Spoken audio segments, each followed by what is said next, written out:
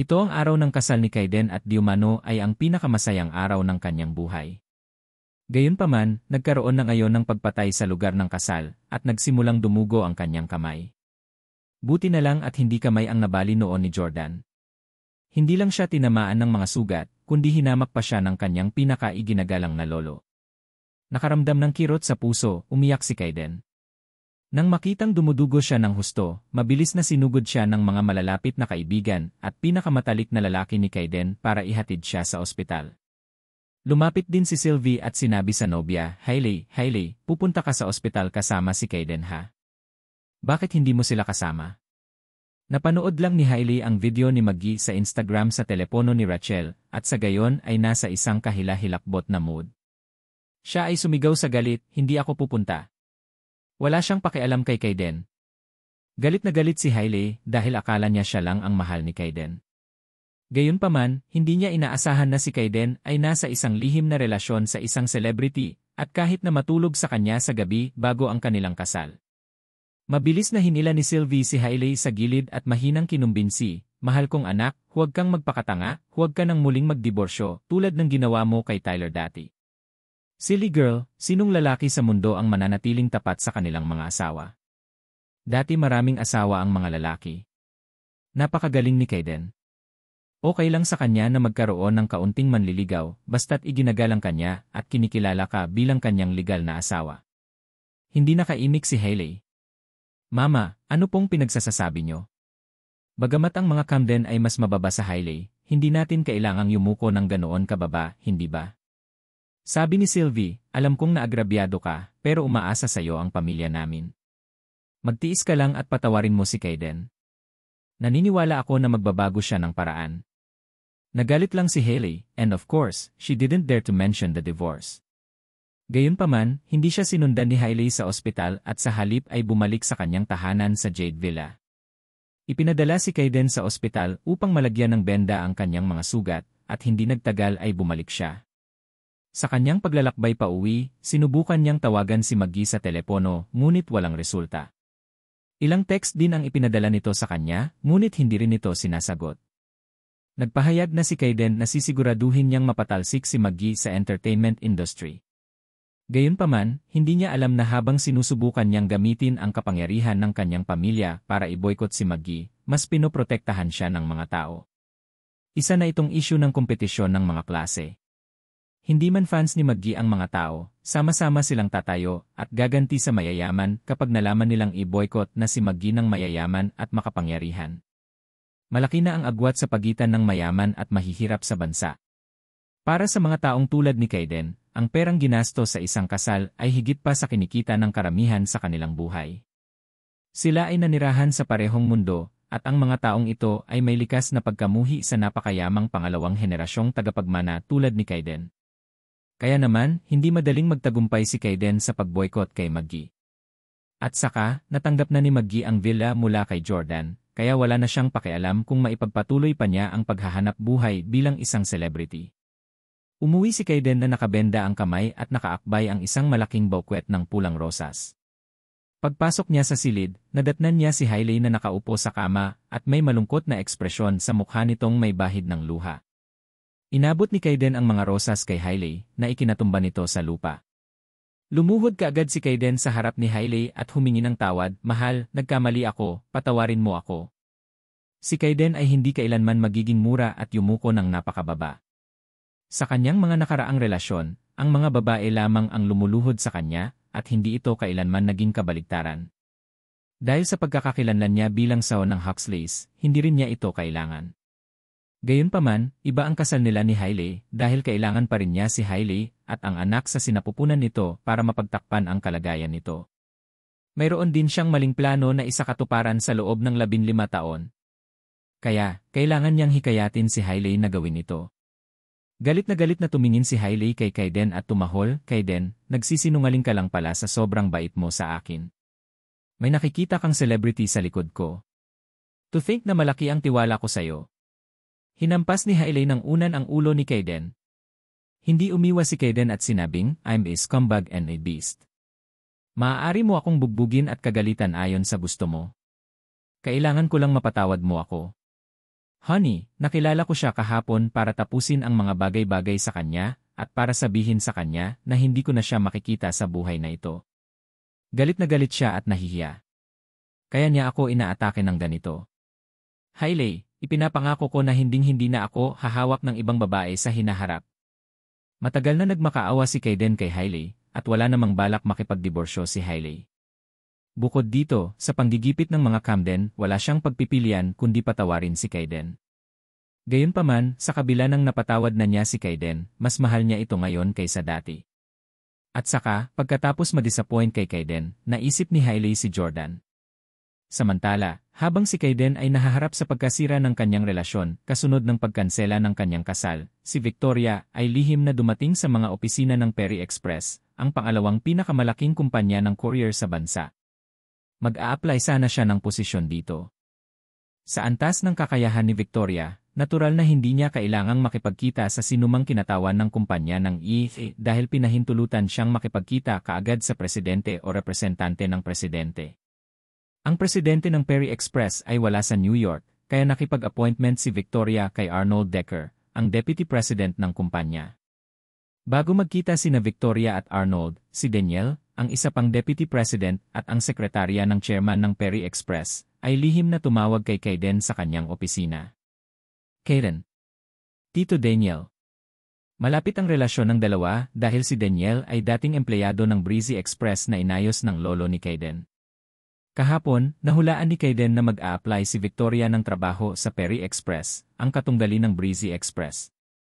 Kaya naman, matagal na niyang ipinaalam kay Danielle, ang deputy president ng Perry Express, na huwag kunin si Victoria hanggat pupunta ito para sa isang job interview. Sabi ni Danielle, Kayden, nandito talaga si Victoria Clark. Wala akong planong makipagkita sa kanya noong una, ngunit pinilit ni Mr. Decker na makipagkita sa kanya. Arnold Decker. Hindi mo sinabi sa kanya na si Victoria ang kaharap ko. Ano ang sinusubukang gawin ng matandang Foji na ito na hindi nakapagtapos ng kolehiyo? Medyo nagalit si Kayden. Bagaman ang Breezy Express at Perry Express ay mga katunggali, kailangan pa rin nilang manatiling magiliw sa ibabaw kung ito ay may kinalaman sa mga personal na away.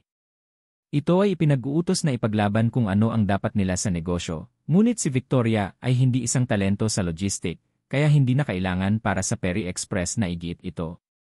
Paliwanag ni Danielle, ako, binigay ko rin sa kanya yung Bentley na binigay mo, pero hindi niya ako pinakinggan. Parang gusto talaga ni Arnold si Victoria Clark. Sa palagay ko ay susubukan niyang itago siya. Malamig na yumuko si Kayden. Hindi ako naniniwalang maglalakas loob si Arnold na itago si Victoria sa kapinsalaan ng pagkakasala sa aking lolo. Kahit na ang iyong amo ay hindi nangangahas na gawin yon. Sabihin sa kanya na hindi siya bibitawan ng mga Huxley kung maglakas loob siyang kunin si Victoria Clark. Makalipas ang mahigit 10 minuto, dumating si Victoria sa opisina ni Arnold, nakasuot ng professional suit. Sa sandaling lumitaw si Victoria, tuwang-tuwa na napalunok ng laway si Arnold. Kahit sino ay masasabi na si Arnold ay may mga disenyo kay Victoria, si Arnold ay nasa edad 40, ngunit hindi siya kalbo o potbellied. Nakabeso siya at medyo disente ang itsura. Pumasok si Victoria na may ngiti sa labi at nagkusa na makipag-ugnayan kay Arnold. Matagal na, Mr. Decker. Matagal nang hindi nagkita. Nagmamadali ding inabot ni Arnold ang kamay para makipagkamay kay Victoria. Naramdaman ang malambot at balingkinitang kanang kamay ng dilag, matagal na tumanggi si Arnold na bumitaw at nanatiling nakadikit ang mga mata sa kanya. Victoria, gumanda ka na naman. Nagkita na ang dalawa noon sa isang symposium sa Toronto. Noong mga panahong iyon, inatake lang si Arnold ng hika at wala siyang dalang inhaler. Si Victoria, na estranghero sa kanya noon, ay nagligtas sa buhay ni Arnold sa pamamagitan ng paggawa sa kanya ng isang tasa ng mainit na kape kaagad pagkatapos makita ang kanyang kalagayan. Simula noon, in love na si Arnold kay Victoria. Maliit na bagay lang iyon para kay Victoria, at napakabait niya sa maraming lalaki, lalo na sa mga suite. Pagkarating ni Victoria sa New York City, sa wakas ay pinuntahan niya ito dahil alam niyang may mga disenyo si Arnold sa kanya. Kung hindi lang siya pinilit ni Kayden ay hindi niya ito gugustuhing makita. Tutal may boyfriend na siya. Salamat sa papuri, Mr. Decker. Mukhang mas malusog ka kaysa dati. Ginulo ni Victoria ang kanyang buhok. Hawak-hawak ni Arnold ang kamay ni Victoria at ipinatong pa nito ang kamay nito sa kamay nito. Hinawakan ang kamay ni Victoria gamit ang dalawang kamay, sinabi niya, "Na-miss ko talaga ang mga araw ng pag-ski kasama ka sa Canada 3 taon na ang nakakaraan, naaalala mo pa ba sila? Hindi ka pa marunong mag-ski noon. Ako ang nagturo sa iyo ng hakbang-hakbang sa pamamagitan ng pagyakap sa iyo mula sa likuran. Parang tinuturuan ka lang maglakad." Namula si Victoria sa kahihiyan, at ilang magagandang larawan ng ski resort sa Lake Louise ang sumilay sa kanyang isipan. May mga kagubatan, lawa, magagandang tanawin ng lahat ng kulay at nyebe. Mula nang turuan siya ni Arnold na mag-ski, nagustuhan ni Victoria ang libangan na ito at nag-ski tuwing taglamig. Dahil si Victoria ay lumapit sa kanya para humingi ng tulong sa pagkakataong ito, wala siyang pisngi para bawiin ang kanyang kamay. Sa halip, nakangiti niyang sinabi, "Mr. Decker, ang iyong mga kasanayan sa pag-ski ay nasa antas ng mga profesional na atleta. Paano ko makakalimutan?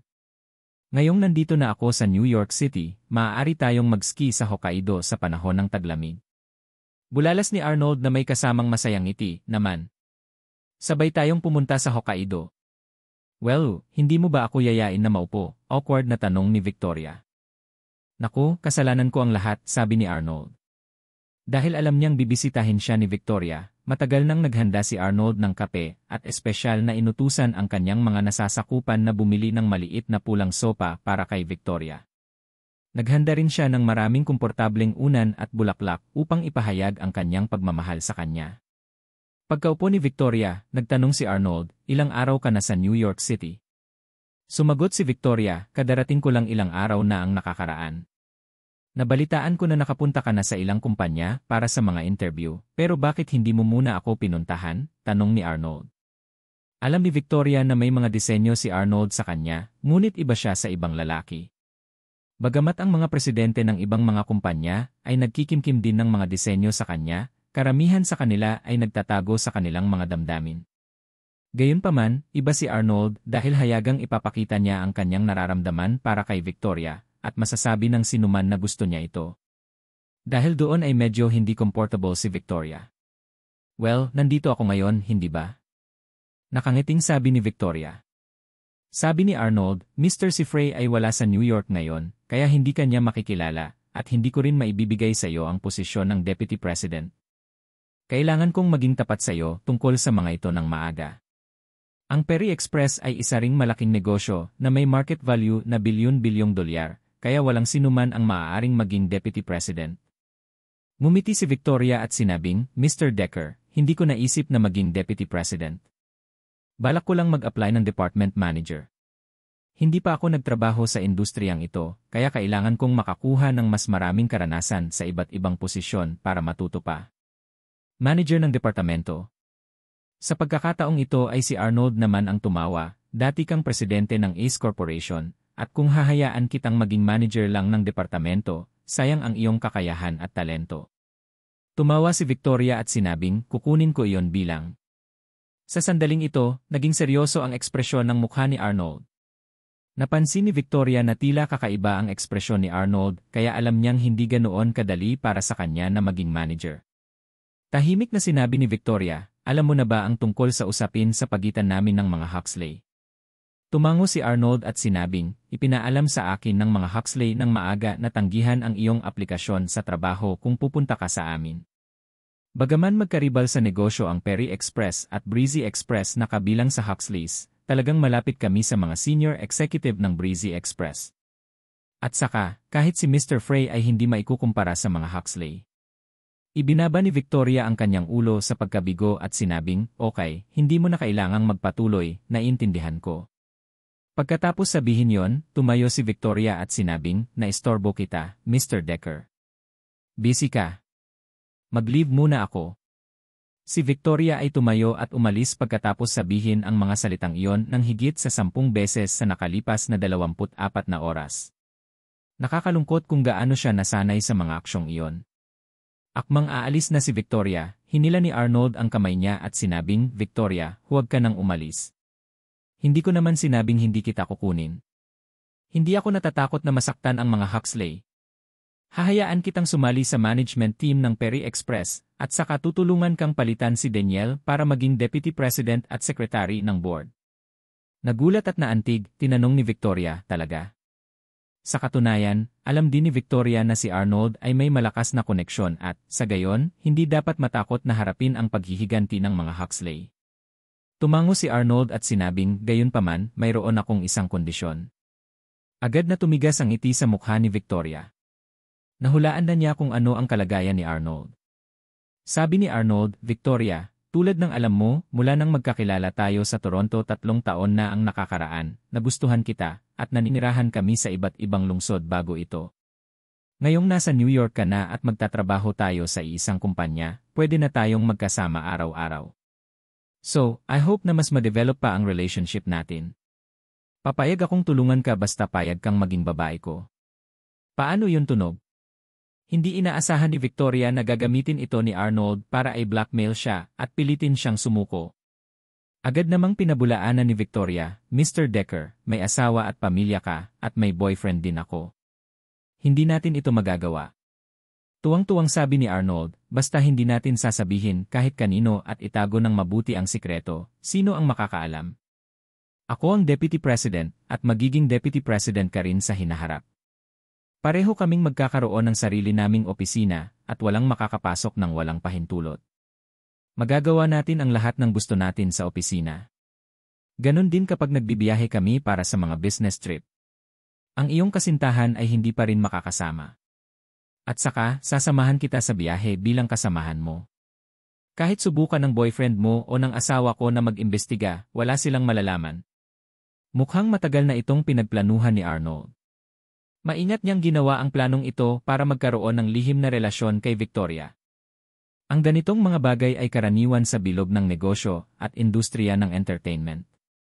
Maraming mga milyonaryo ang karaniwang nagtatrabaho buong araw at gabi, at kadalasan, sila ay hiwalay sa kanilang mga asawa. Kaya naman, marami sa kanila ang naghahanap ng kapalit na kapareha habang nasa trabaho. Sa mundo ng negosyo, maraming mga boss ang karaniwang nakikipag-ugnayan sa kanilang mga subordinates. Sa entertainment industry, maraming co-stars na gumaganap sa isang on-screen na mag-asawa ang matutulog sa isa't isa. Alam ni Victoria na ang posisyon ni Arnold sa kumpanya ay magiging madali para sa kanila na panatilihing patago ang kanilang relasyon. Malaki rin ang tiwala ni Jordan kay Victoria at hinding-hindi siya susuriin.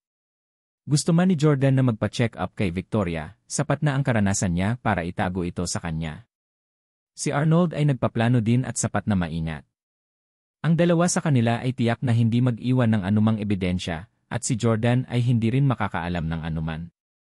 Gayunpaman, hindi iyon gagawin ni Victoria. Kung si Hailey iyon baka pumayag siya, pero hindi ganong klaseng babae si Victoria. Mr. Decker, sana igalang mo kaming mag-asawa. Hindi ako papasok sa isang patagong relasyon sa iyo dahil hindi naman talaga kita gusto. At hindi ko pababayaan ang boyfriend ko para lang sa trabaho. Bye!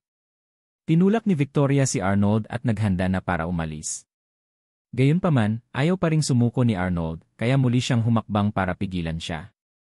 Victoria! Pag-isipan mong mabuti. Naglakas loob akong sabihin na sa buong New York City, ako lang ang naglakas loob na kunin ka sa kapinsalaan ng pagkakasala sa mga Huxley. Kung palalampasin mo ang pagkakataong ito, talagang walang kumpanya sa New York City na maglalakas loob na kunin ka. Alam ni Victoria na hindi nagsisinungaling si Arnold. Kung si Arnold ay walang sariling background at hindi gaanong nabighani kay Victoria, malamang na hindi siya nag-alok na kunin siya sa kapinsalaan ng pagkakasala sa mga Huxley. Sinabi ni Victoria, pagkatapos ay aalis ako sa New York City at pumunta sa isang random na lungsod upang mamuhay ng isang makamundong buhay kasama ang aking kasintahan. Hahaha, naghisteryoso si Arnold at sinabing, ikaw pa rin ba ang Victoria na kilala ko? Ang lakas ng loob mong pumunta sa New York City nang wala pang 3 araw at pagkatapos ay hayaan ang iyong sarili na mapilitan na umalis. Akala ko ikaw ang magiging pinakamagandang presidente sa New York City tulad ng ginawa mo sa Orlando para yumukod sa iyo ang lahat ng mayamang amo dito. Akala ko ikaw ang magiging reyna ng negosyo sa New York City. Pero sumusuko ka na lang ng ganito. Naikuyom ni Victoria ang kanyang mga kamao. Paano siya nagagawang umalis ng ganito? Malinaw na gusto niyang maging business empress ng New York City. Hindi siya ang uri ng babae na gustong mamuhay ng makamundong buhay. Kung hindi niya pipiliing maging kept mistress ng matandang iyon. Nang makitang medyo nanghina si Victoria, muling nagsalita si Arnold ng malambing. Alam ko na hindi masyadong mayaman ang boyfriend mo ngayon, at alam ko rin na sobrang hinahangaan mo siya. Hindi ako makikipag-away sa'yo para sa kanya. Mapapasama ka pa rin sa kanya sa bahay. Just hope that we'll be able to have better time when we're on business trip. Napakalapit ni Arnold kay Victoria. Pagtingin sa napakagandang mukha ni Victoria, hindi na napigilan ni Arnold ang sarili at diretsong hinalikan si Victoria. Matanda na si Arnold at may karanasan na, at marami na siyang na-date na babae. Kaya naman, alam niya na maraming kababaihan ang maaaring matigas ang ulo at mahigpit na iginigiit na manatili sa kanilang mga prinsipyo. Gayunpaman, mayroon pa ring mga paraan upang harapin ang mga babaeng ito sa pamamagitan ng mga aksyon. Kung hindi siya nilabanan ni Victoria, ibig sabihin ay pumayag na siya. Gayunpaman, hindi binigyan ni Victoria ng pagkakataon si Arnold dahil pasimpleng sinampal niya ito sa mukha. Smack! Natanggal ang salamin ni Arnold at siya ay nakatayo pa rin sa pwesto, ganap na tulala. Sinabi ni Victoria kay Arnold, "I'm sorry." Mabilis siyang lumabas ng opisina ni Arnold. Pagkaalis ni Victoria, tahimik na dinampot ni Arnold ang kanyang salamin at palihim na sinabing, anong klaseng lalaki siya. Mahal na mahal siya ni Victoria na talagang handa niyang isuko ang kanyang karera para sa kanya. Talagang magdurusa si Victoria sa isang walang kwentang katulad niya. Makalipas ang isang oras, nakauwi na si Victoria. Gayunpaman, bumalik si Jordan mamaya dahil kailangan niyang hawakan ang paglipat ng bahay. Ngayon, binigyan niya ang Kaiden at ang Huxley ng isang mahirap na oras na itinuturing ding paghihiganti para kay Victoria na nabuli ni Kaiden. Kaya naman tuwang-tuwa si Jordan. Nang makita niya si Victoria, nagtanong siya, "Honey, kamusta ang interview ngayon? Kinuha ka ba ng Perry Express?" Matapos makita ni Victoria si Jordan, tumalon siya sa mga bisig ni Jordan at nagsimulang humagulhol na parang isang batang babae. Sa nakalipas na 7 taon, hindi kailanman humingi ng kaaliwan si Victoria sa sinuman at lihim siyang magdurusa sa katahimikan. Gayunpaman, pagkatapos na makasama si Jordan, handa siyang kumapit sa mga bisig nito para maaliw ang sarili. Bilang kasintahan ni Victoria, talagang hindi komportable si Jordan na makitang miserable ang kanyang kasintahan. "Victoria, anong meron? Pinili ba ng Perry Express na huwag kang kunin?" Sabi ni Victoria nang humihikbi, "Walang kumpanya sa New York City ang gustong kumuha sa akin." Tinapik ni Jordan ang likod ni Victoria at niyakap ito ng mahigpit. Hindi pa niya nakitang ganito kaagrabyado si Victoria. "Victoria, huwag kang malungkot. Maniwala ka sa akin, magiging maayos ang lahat sa lalong madaling panahon at tiyak na kukunin ka ng Perry Express. Gagawin ka nilang Deputy President or even President. Siguradong sisikat ka gaya ng dati sa Orlando, trust me." Inalo ni Jordan si Victoria na hindi nagtagal ay nakatulog sa kanyang mga bisig. Matapos makatulog si Victoria, dahan-dahan siyang binuhat ni Jordan sa kama, inihiga, isinara ang pinto ng kwarto, at saka lumabas. Hindi ko kayang hayaan si Victoria na lumabas doon ng mag-isa at paulit-ulit na tinatanggihan. Girlfriend ko siya, at oras na para gawin ko ang isang bagay para sa kanya. Kaya naman, tinawagan ni Jordan ang kanyang lolo sa telepono. "Lolo, gusto kong bumili ng Perry Express." Nabuo ni Jordan ang ideyang iyon hindi dahil si Victoria ay tinanggihan ng Perry Express ngayon at umiyak sa paghihirap. Matagal na talaga niya itong intensyon dahil gusto niyang bilhin ang Perry Express para makipag-deal sa Breezy Express na pag-aari ng Huxleys. Gusto niyang talunin ang Breezy Express sa Perry Express at gawing nangungunang kumpanya ng logistics sa bansa. "Di ba sinabi ni Hailey na maituturing lang akong tunay na lalaki kung maghiganti ako sa pamamagitan ng negosyo? Sige, gagawin ko na lang." Medyo nagulat ang lolo ni Jordan at nagtanong siya, "Gusto mo bang ipagpatuloy ang iyong pagsasanay sa negosyo? Ang Perry Express ay mas mahirap pangasiwaan kaysa sa Ace Corporation. Ipagpalagay na maaari mong gawing mas mahusay na kumpanya kaysa sa Breezy Express pagkatapos mong maging presidente. Kung ganoon, ituturing kong tagumpay ang iyong pagsasanay." Sabi ni Jordan, "Lolo, pasensya na po, ayaw ko pong maging presidente sa pagkakataong ito. Ginagawa ko ito dahil gusto kong maging presidente ng Perry Express ang girlfriend kong si Victoria." Sa ngayon, nais ni Jordan na patuloy na itago ang kanyang pagkakakilanlan at panatilihing mababa ang profile bilang pangulo ng pangalawang pinakamalaking kumpanya ng logistics sa bansa. Kung talagang magiging company president ulit si Jordan, malamang nadadagsa sa kanya sina Hailey at Elle kinabukasan. Ang isa ay hihilingin na pakasalan siya, at ang isa ay magpo-propose sa kanya. At saka, hindi siya interesadong maging presidente ng isang kumpanya, tulad ng sinabi ni Mr. Walton na hindi siya interesado sa pera. Nalaman na ng lolo ni Jordan ang tungkol kay Victoria sa pamamagitan ni Frank. Nalaman din niya na willing si Victoria na mag-resign bilang CEO ng Ace Corporation para sa kapakanan ni Jordan. Sobrang hinangaan din siya ng lolo ni Jordan. Kasabay nito, natutuwa siya na sa wakas ay nakahanap na ang kanyang apo ng isang babae na hindi lamang materyal na pag-aari. Sinabi ng lolo ni Jordan, mabuti, ngunit ang halaga sa pamilihan ng Perry Express ay tinatayang nasa ilang bilyong dolyar. Hindi nararapat na hayaang maging presidente kaagad si Victoria. Kung gagawin namin yon, malamang na hindi mo maipagpapatuloy ang pagpapanatiling kumpidensyal ng iyong pagkakakilanlan at mapanatili ang mababang profile bilang isang ordinaryong tao. Hayaan ko muna ang iyong pang-apat na kapatid na babae na pumalit bilang presidente ng Perry Express sa ngayon, at maaari siyang kumilos bilang buffer para sa unti-unting pagbigay ng posisyon kay Victoria. Naramdaman ni Jordan na nag-isip ang kanyang lolo, at matagal na rin niyang hindi nakikita ang kanyang kapatid, kaya umaasa siyang pupunta ito sa New York City. Salamat, lolo. Pagkababa ay pumasok ulit si Jordan sa kwarto. Pagtingin kay Victoria na mahimbing na natutulog ay hinaplos nito ang mahahabang buhok nito. Tiningnan niya ang kanyang mature at nakakaakit na side profile. Palihim niyang naisip, Victoria, malapit ka nang maging presidente ng Perry Express at ang pinakamagandang presidente sa New York City. Magtiis ka sa loob ng ilang araw, darling. Ngayong akin ka na, hahayaan kitang makuha lahat ng gusto mo. Ang beach, sikat ng araw, buhangin, puno ng nyog, damit pangkasal, palumpon. Nakasuot si Jordan at hawak ang kamay ni Hailey.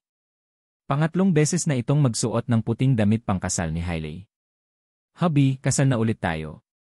Alam kong pinakamamahal mo ako at handa ka pa ring pakasalan ako kahit na nagpakasal ako kina Tyler at kay Den dati. Si Sylvie, nakasuot ng to the nines, ay kumaripas ng takbo at iniabot kay Jordan ang isang kahon ng folic acid tablets. Na may ngiti sa kanyang mukha, sinabi niya, mahal kong manugang, ito ay mga tabletang folic acid na nilayon para maiwasan ang mga sakit na neurological sa mga bagong silang. Babae ang panganay mo, di ba? Magsumikap at magsikap para sa isa pang anak para mamana rin niya ang bilyon-bilyong dolyar na mga ari-arian ng iyong pamilya.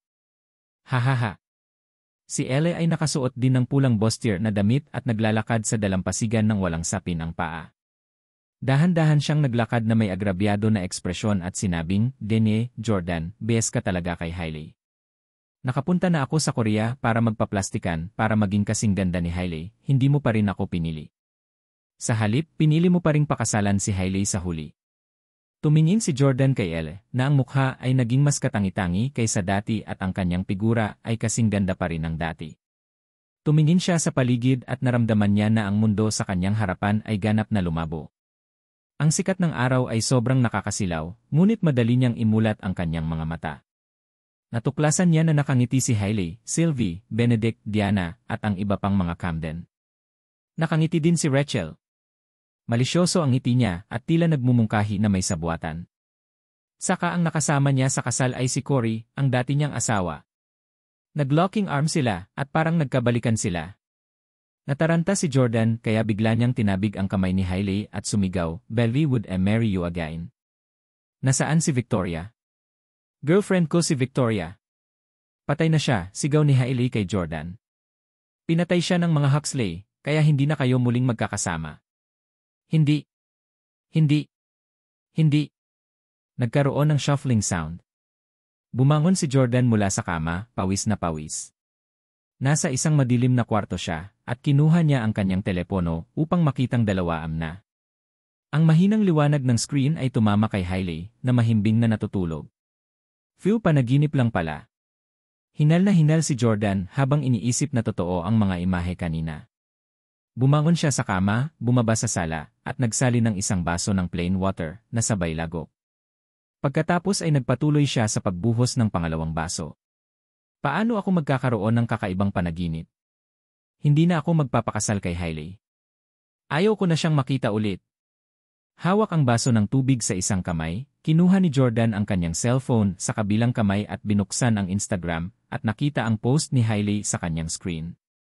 Anong nangyayari? Hindi ba na-block na niya ako? Noong araw na naghiwalay sina Jordan at Hailey, na-block na siya ni Hailey sa Instagram. Simula noon, hindi na nakikita ni Jordan ang kanyang mga post sa Instagram o hindi na siya pinadalhan ng anumang mensahe. Gayunpaman, ngayon, biglang nakita ni Jordan ang mga post ni Hailey. Nangangahulugan lang iyon na na-unblock siya ni Hailey. Na-add na ba ako ni Hailey sa Instagram? Nagmamadaling tiningnan ni Jordan ang nilalaman ng post ni Hailey sa Instagram. Na-post ito ni Hailey 10 minuto lang ang nakalipas, at naisip ni Jordan na gising pa siya. Nag-post siya ng video ng kwartong tinutuluyan noon ni na Hailey at Jordan sa villa sa Orlando. Ang tula ay ipinakita sa video. Sa katunayan, ang inaasahan ko ay isang solong sandali lamang. Hindi ko inaasahan na ibibigay mo sa akin ang buong buhay mo. Ang background music ng video ay ang audio clip na ginawa ni Jordan gamit ang Nexus. Ang caption na na-type ni Hailey ay, "Ang pagpasok sa silid na ito ay ang pinakamasayang sandali ng aking buhay." Nag-post talaga si Hailey ng ganyan sa wedding night niya. Tila nasimulan na niyang makaligtaan ang nakaraan matapos malaman na hindi rin mabuting tao si Kaiden. Sa kabilang banda, gusto lang sabihin ni Jordan, "Serves you right." Kung alam mo kanina, bakit mo gagawin in the first place? Hindi maaawa si Jordan kay Hailey dahil 3 taon na itong tumira sa kanya, pero na-miss lang ni Hailey ang panahong nakatira siya sa villa. Hindi ba siya masaya noong ibang panahon ng kanilang kasal? Sa pagtatapos ng araw, na-miss ni Hailey ang matagumpay na Jordan at hindi ang walang kabuluhan na siya ngayon. Hindi nag-like o nagkomento si Jordan sa Instagram post na yon. Hindi na rin niya hinarangan si Hailey dahil wala naman siyang nakikitang pangangailangan para dito. Kung ayaw niyang makita ang mga post ni Hailey, itago na lang niya. Ang tanging bagay na gusto niyang gawin ay ang maging mabait kay Victoria, at wala nang lugar si Hailey sa kanyang puso. Sa pag-iisip ng panaginip kanina, napangiti si Jordan dahil alam niyang hinding-hindi ito mangyayari sa totoong buhay. Si Jordan ang magpakasal kay Elle kaysa sa pamosong Hailey. Hindi rin pumasok sa trabaho si Jordan sa sumunod na 2 araw. Sinamahan lang niya si Victoria sa mga mall para mamili ng mga damit at gamit sa bahay. Nakakuha din sila ng ilang mga pelikula. Busy din ang nakababatang kapatid ni Jordan dahil siya mismo ang nagmamay-ari ng isang kumpanya. Ang pagiging presidente ng Perry Express at ang pagkuha ng shares ni Arnold ay mangangailangan ng oras. Pagkaraan ng ilang araw, nagsimulang magtrabaho si Jordan bilang isang courier para sa Perry Express at kumikita siya ng halos $1,000 sa isang buwan. Nais niyang makakuha ng karanasan sa kasalukuyang industriya ng domestic courier bilang isang courier ng pinakamababang antas. Noon na ang rurok ng tag-araw sa New York City. Si Victoria ay nanananghalian araw-araw at siya ay nagmamaneho sa isang lugar na tinatawag na Spring Bookstore upang magbasa ng mga libro. Katulad na lamang ng ginagawa ng kanyang paboritong celebrity noon. Alas 5 ng gabi ay lumabas si Victoria sa bookstore, babalik na lang siya sa villa para magluto at maghintay kay Jordan. Nagsimula na silang maghapunan ng dalawa. Kakalabas lang ni Victoria ng kanyang susi ng kotse sa kanyang Porsche Panamera. Biglang humakbang ang isang lalaking nakasuit. "Miss Clark, Mr. Miller, pakiusap." Gulat na napatingin si Victoria sa kakaibang lalaking nasa harapan niya. Pagkatapos, tumingin siya sa itim na Mercedes La 65 Bentley sedan na nakaparada sa likod ng kanyang sasakyan. Ito ay isang kotse mula sa Houston. Nagulat si Victoria at naglakad siya pasulong. Dahan-dahang bumaba ang mga bintana ng backseat at mula sa loob ang boses ng isang lalaki. "Victoria." Natigilan si Victoria nang makita niya ang lalaking iyon. Ito ang lalaking naging sugar daddy niya sa loob ng 3 taon. Ang lalaking may salamin sa mata ay mukhang hindi bababa sa 50 taong gulang at siya ay medyo chubby. Ang kanyang pangalan ay Russell Miller, ang pinakamayamang tao sa Houston at ang may-ari ng isang kumpanya na nagkakahalaga ng daan-daang bilyon. Nawalan ng masabi si Victoria nang makita niya si Russell. Bigla na lang niyang naalala ang panahon noong siya ay may bahay 7 taon na ang nakararaan. "Sumakay ka sa kotse," mahinang sabi ni Russell sa tonong hindi maitatalo. Binuksan ni Victoria ang pinto ng kotse at pumasok na parang out of instinct. Pagkapasok sa loob ng sasakyan, napuno ng feminine scent ang buong sasakyan. Ibinaba muli ni Russell ang bintana ng sasakyan, at ang trooper ngayon ay nakatayo rin sa labas ng sasakyan nang hindi pumapasok. Tahimik na nakaupo ang dalawa sa loob ng backseat ng kotse na nakaparada sa gilid ng kalsada, at pinigilan sila ng matingkad na tinted na mga bintana. Tinitigan ni Russell si Victoria. Sa sandaling ito, ang matandang ito, na mukhang matanda at haggard, ay biglang kumikinang muli. Naman, ang mga kababaihan ay magpakailanman ang tanging pag-iral na maaaring pukawin ang interes ng isang lalaki. Kasing ganda mo pa rin tulad ng dati, at sa totoo lang, mas pambabae ka na ngayon. Hinawakan ni Russell ang balingkinitang kamay ni Victoria. Masungit na sabi ni Victoria, matanda ka na. Mukhang naintindihan na ni Victoria kung paano magagalit si Russell. Hindi na niya kinailangan pang tanggalin ang kamay niya. Ang kailangan lang niyang gawin ay magsabi ng isang pangungusap para pakawalan siya. Umiti ng mapait si Russell at sinabing, tama. Kung ikukumpara sa 7 taon na ang nakalipas, mukhang mas tumanda ka. Karamihan sa iyong buhok ay pumuti at ang iyong katawan ay may sakit. 7 taon nang hindi nagkita sina Victoria at Russell. Nang makita niya kung gaano siya naging haggard, ang emosyon ni Victoria ay sobrang komplikado rin. Matanda na ang mga tao, aliw na sabi ni Victoria. Dati, maraming bagay ang itinuro ng lalaking ito kay Victoria, at siya rin ang unang lalaking minahal ni Victoria. 7 taon na ang nakalipas, si Russell ay gwapo pa rin at magara.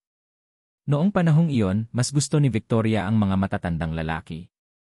Kaya naman, sa loob ng 3 taon na naging jowa niya, hindi naman katakataka na mai-inlove ito sa kanya. Anong ginagawa mo dito sa New York City? Para ba sa meeting? Tanong ni Victoria. Tumingin si Russell kay Victoria at sinabing, nandito ako para sa'yo. Para sa akin. Nagulat si Victoria. Sabi ni Russell, nabalitaan ko na nahaharap ka sa problema at tinatanggihan sa lahat ng oras mula nang dumating ka sa New York City matagal na ang nakalipas. Walang kahit isang kumpanya ang gustong kumuha sa'yo. Bakit mo gustong makipaglaban sa mga Huxley? Ano ang itinuro ko sa'yo noon? Ikaw ay isang babae, kaya dapat mong gamitin ang iyong natural na kalamangan upang suyuin ang bawat boss na naroroon. Sa nakalipas na 7 taon, maganda ang takbo mo sa Orlando, pero bakit nakalimutan mo lahat ng itinuro ko sa iyo simula nang dumating ka sa New York City? Palakas ng palakas ang boses ni Russell, at para siyang elder na nagtuturo ng leksyon sa kanyang junior. Si Victoria ay sinanay ni Russell, kaya syempre, nararapat siyang turuan si Victoria. Iniangat ni Victoria ang kanyang ulo sa gilid at matigas na sinabi, ako mismo ang pumili nito. Hindi mo kailangang mag-abala. Iniunat ni Russell ang 2 kamay patungo sa liig ni Victoria at muling pinaikot ang ulo nito. Sabi niya, paano kita hindi papansinin? Kung hinayaan kitang mag-isa, hayaan mong patuloy kang manligaw ng mga walang kakayahan na gangster noon, panoorin mo ang kapatid mong patuloy na binubuli sa paaralan, nandyan ka ba sa kinalalagyan mo ngayon? Ibinaba ni Victoria ang kanyang ulo at masunuring ipinatong ang kanyang mga kamay sa kanyang palda. May boyfriend ako, biglang sabi ni Victoria. Bumitaw ulit si Russell at malamig na yumuko. Alam ko, Jordan Steele ang pangalan niya, di ba? Mukhang mas bata rin siya sa'yo, at siya ang dahilan kung bakit mo sinaktan ang mga Huxley, ha? Alam ni Victoria na sa lakas ni Russell, malinaw na hindi magiging problema para sa kanya na imbestigahan si Jordan. Mahal na mahal ko siya, at akin din ang negosyo niya, sabi ni Victoria. Mukhang galit na galit si Russell. Nagsiselos din ang mga lalaki. Hiwalayan mo na siya. Hindi siya bagay sa'yo. Utos ni Russell. Hindi. Agad namang pinabulaanan ni Victoria. Wala ka sa kahit anong lugar para sabihan akong makipaghiwalay sa kanya. Russell Miller, ikaw at ako ay wala nang kinalaman sa isa't isa. Negosyo ko kung kanino ako na in love at kung ano ang pinagtatrabahuhan ko. Tanong ni Russell na parang hindi nasisiyahan, yourself. Ano ang maaari mong gawin? Kung hindi kita tinulungan ng patago, sa tingin mo ba ang isang babaeng tulad mo na walang iba kundi isang magandang mukha at isang napakagandang figura ay nakaabot sa posisyon ng Deputy President ng Ace Corporation nang hindi nakikitulog sa anumang mga amo? Kinagat ni Victoria ang kanyang labi na may galit na ekspresyon. Matagal na niyang nahulaan na kanina pa siya lihim na tinulungan ni Russell. Ayaw na lang niyang kilalanin o makipag-ugnayan pa kay Russell dahil gusto niyang tuluyang kalimutan ang nakaraan. Sabi ni Victoria, Russell, 3 taon na kitang sinamahan. Natulog ako sa'yo, nagsaya sa'yo, nagpalipas ng oras sa'yo, at sinamahan ka sa lahat ng bagay. Kahit na makarating ako sa kinalalagyan ko ngayon sa tulong mo, karapat-dapat din ako. Hindi ako pwedeng maging mistress mo habang buhay. Gusto ko ring maging bukas sa isang relasyon. Nang makita kung gaano katrabaho at emosyonal si Victoria, naalala ni Russell kung paano naging malinis ang puso ni Victoria na mag-aaral sa kolehiyo. Siya ang dahilan kung bakit siya naging isang kaakit-akit at mataktikang babae. Malaki rin ang pakiramdam niya kay Victoria. Hinawakan muli ni Russell ang kamay ni Victoria at sinabing, Victoria, alam kong minamaltrato kita sa pamamagitan ng paggawa sa iyo na manatili bilang aking may bahay habang tayo ay magkasama. 7 years ago, pinilit mo akong pakasalan ka, at kung hindi, iwan mo ako. Sa oras na yon, hindi ko siya maaaring hiwalayan, at hindi rin ako makapagpakasal sa iyo. Pero pwede na kitang pakasalan, Victoria. Kaya kitang gawing asawa. Si Russell ang pinakamayamang tao sa lungsod. Sa bilyon-bilyong dolyar na halaga ng mga ari-arian, marami siyang babaeng itinapon ang kanilang mga sarili sa kanya. Medyo nagulat si Victoria. Hindi ka na ba natatakot sa asawa mo? Sabi ni Russell, namatay siya 1 taon na ang nakararaan. Malamig na yumuko si Victoria at naisip na hindi katakataka na maglalakas loob si Russell na pakasalan siya. 7 taon na ang nakalilipas, hiniling na ni Victoria si Russell na pakasalan siya. Kailangan niya ng tamang pangalan, at ayaw niyang ipagpatuloy ang pagiging mistress ng palihim. Gayunpaman, ayaw na niyang maging asawa ni Russell. Diretsong sabi ni Victoria, I'm sorry, may isang lalaki na ako na in love. Hindi kita pakakasalan. Natatawang sabi ni Russell, lalaki lang siya na 3 taon ng live-in husband. Ha, Victoria, 3 taon mo na akong kasama. Paanong hindi ko malalaman kung anong klase kang babae? Hindi ka pwedeng magkagusto sa lalaking walang kwenta. Kailangan mong makipag-date sa isang lalaki na may mas makapangyarihang katayuan kaysa sayo. 100% sigurado ako dyan. Pero tama ka. Nagsimula kang maging mistress ko noong ikaw ay 20 taong gulang at hindi ka pa nakipag-date sa sinumang kaedad mo mula noon. Napakabata ni Jordan Steele at nabalitaan ko rin na napakagwapo niya. Hindi ko kayang ikumpara sa kanya kahit gaano pa ako kayaman. Paano ito? Bibigyan kita ng kalahating taon. Sa huling 6 na buwan, maaari mong ipagpatuloy ang pakikipag-date sa kanya at pumunta saan man sa mundong ito para magbakasyon. Kapag napagod ka na, pumunta ka sa Houston para hanapin ako at magpapakasal tayo. Si Russell ay isang matalino at mature na tao. Alam niyang hindi na si Victoria ang masunuring dalaga na sumunod sa lahat ng utos niya na ginawa niyang jowa 7 taon na ang nakakaraan. Mula sa isang maliit na babae si Victoria ay napunta sa pinakamagandang presidente sa Orlando na may hindi mabilang na mga amo na nakabalot sa kanyang daliri sa nakalipas na 7 taon. Pinipilit ni Russell si Victoria na pakasalan siya. Dahil sa karakter ngayon ni Victoria, hinding-hindi niya gagawin yon. Saka nasa 50s na si Russell. Alam niya na hindi na niya masisiyahan si Victoria sa ilang aspeto dahil mas mababa siya sa maraming kabataang lalaki sa edad na 20. Sa halip na lokohin siya at gawing cuckold pagkatapos ng kasal, hahayaan niya itong makipag-date sa mga lalaking kasing edad niya. Natuklasan ni Victoria na talagang naging mas magalang si Russell sa kanya. Kung 7 taon na ang nakalipas, matagal na niyang ginawa ang mga brutal na paraan para pilayin ang manliligaw ni Victoria at iwan ito. Sabi ni Victoria, sasabihin ko ang parehong mga salita sa kalahating taon. Sa palagay ko ay hindi si Jordan, at hindi ako maaaring tumagal ng hindi bababa sa 6 na buwan. Sabi ni Russell na may mapang-asar ng ngiti, you overestimate yourself, Victoria. Maaari mong ipagmalaki ang pag-aalaga sa isang lalaki ngayon, ngunit sa lalong madaling panahon, sisimulan mo siyang maliitin at pababain ang kanyang sarili. Mawawala din ang nararamdaman mo para sa kanya. Kung hindi ka naniniwala sa akin, pwede tayong tumaya. I bet maghihiwalay kayo wala pang kalahating taon at ikaw na ang magsisimula nito.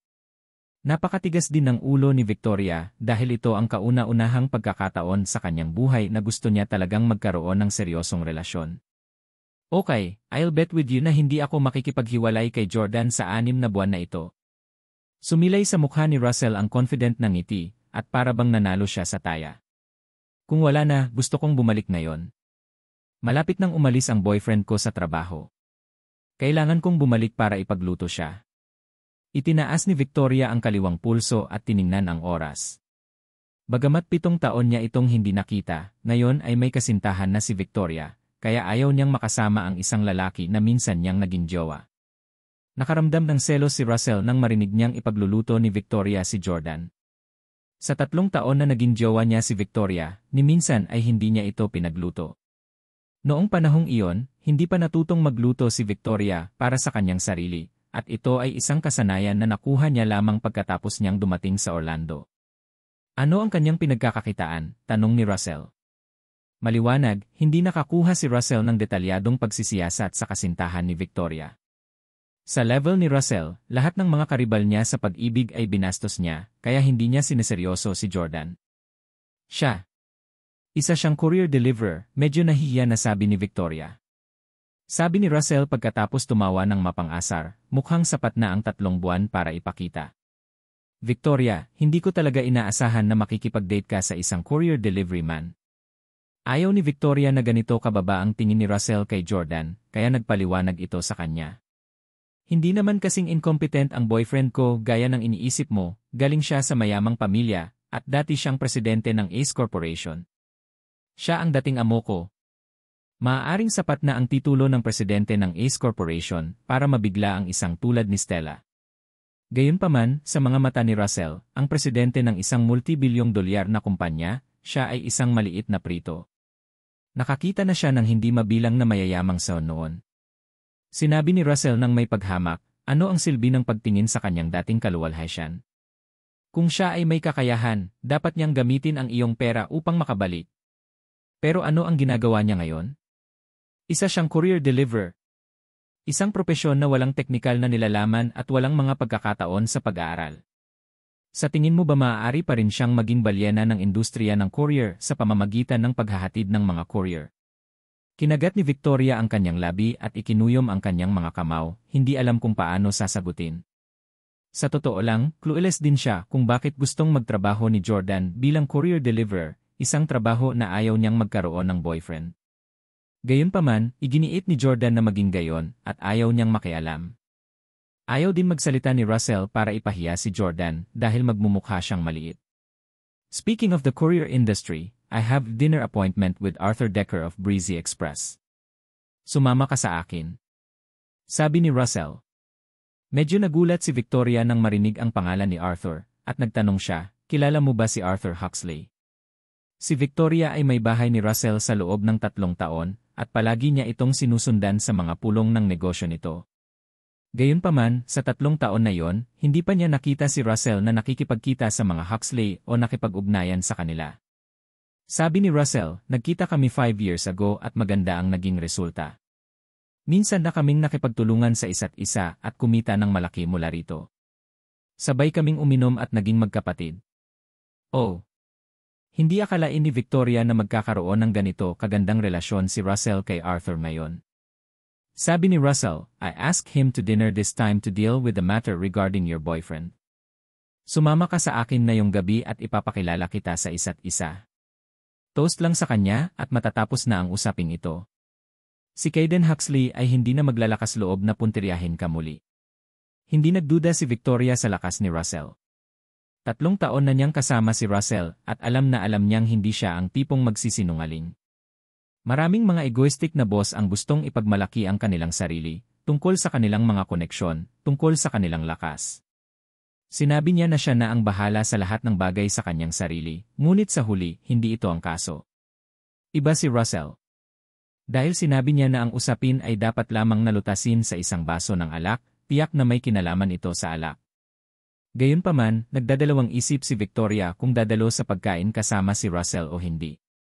Sabi ni Russell, kung hindi mo iniisip ang sarili mo, dapat mo ring isipin ang boyfriend mo. Napakalakas ng mga Huxley sa New York City. Hindi ka ba natatakot na balang araw ay maaksidente ang boyfriend mo sa trabaho niya? Nag-alala si Victoria sa sinabi ni Russell. Maaaring may background sa martial arts si Jordan, at 2 o 3 tao ang hindi lalapit sa kanya. Gayunpaman, mas mabuti ang isang bukas na kaaway kaysa sa isang huwad na kaibigan. Kung talagang pinaplano ng mga Huxley na patayin si Jordan, magiging problema si Jordan. Sige, pupunta ako. Anong oras at saan? Tanong ni Victoria. 7:51 Villa Sanent Hall. I brought you here before to meet some bosses that deal with features, palala ni Russell. Naalala rin ito ni Victoria nang sabihin niyang, oh, you mean that well-hidden private restaurant? Nakuha ko. Kailangan ko munang umuwi. Pupunta ako doon sa tamang oras mamaya. Okay. Hindi rin siya pinilit ni Russell. Bumaba si Victoria sa kotse ni Russell at saka pinaandar ang kanyang Porsche pabalik sa Jade Villa. Agad siyang pumasok sa kusina, nagluto ng pagkain at saka tiningnan ang oras. Mabilis niyang kinalas ang kanyang apron at nagpadala ng voice message kay Jordan. Honey, I have to attend an impromptu dinner appointment para hindi na ako magdi-dinner sa bahay. Pinagluto na kita ng pagkain, umuwi ka na at kumain ka pagkatapos ng trabaho. Mahal kita. 6:30, sumakay si Jordan sa pampublikong pagbabahagi ng bisikleta pabalik sa Jade Villas. Hinamak ni Russell si Jordan sa pagiging courier deliver. Gayunpaman, wala siyang ideya na ang mga iniisip at ideyang nabuo ni Jordan araw-araw pagkatapos maihatid ang bawat parsela ay maaaring makayanan ang buong industriya ng domestic courier. Matapos ang pagiging deliveryman sa loob ng 2 araw at pakikipag-usap sa lahat ng uri ng tao, natuklasan niya na ang Breezy Express ay nagawang maging pinuno ng domestic courier industry dahil lamang sila ay ligtas, mabilis, at may medyo mas mahusay na mga saloobin. Gayunpaman, nakabatay din ito sa paniningil ng mas mataas na presyo kaysa sa iba pang kumpanya ng courier. Sa opinyon ni Jordan, maaari niyang gawin ang eksaktong parehong bagay sa mas murang halaga pagkatapos nakunin ang Perry Express dahil ang Steeles ay hindi nagkukulang ng pera. Bilang karagdagan, natuklasan niya na ang industriya ng courier ay may medyo angkop na modelo ng negosyo.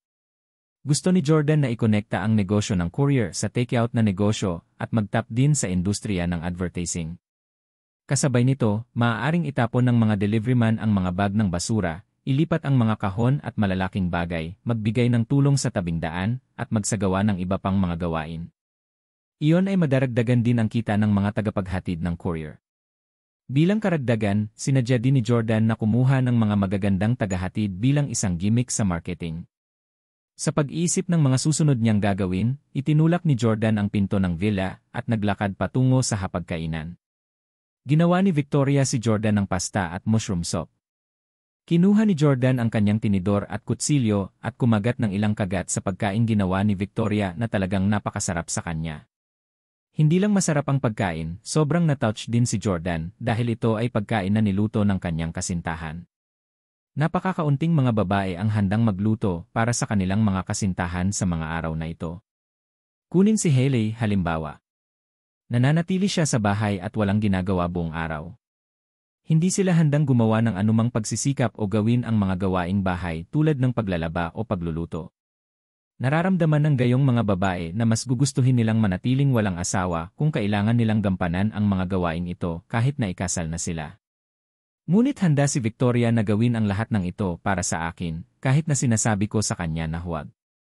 Noon lamang naunawaan ni Jordan na ang isang tao ay handang sumuko at gumawa ng mga napakasakit na bagay para sa kanilang kapareha kapag sila ay tunay na mahal. Si Hailey at Victoria ay talagang magkaibang mundo. Kinuha ni Jordan ang kanyang cellphone at nagpadala ng text kay Victoria. Honey, ang sarap ng pagkain na niluto mo. Tawagan mo ako kung kailangan mong sunduin kita pagkatapos ng trabaho. Sa 7:00 sa isang pribadong restaurant sa No. 51 Villa Sanent Hall. Hindi sila tumanggap ng anumang reserbasyon at tanging mga kakilala lamang ng may-ari ang pinapayagang kumain doon.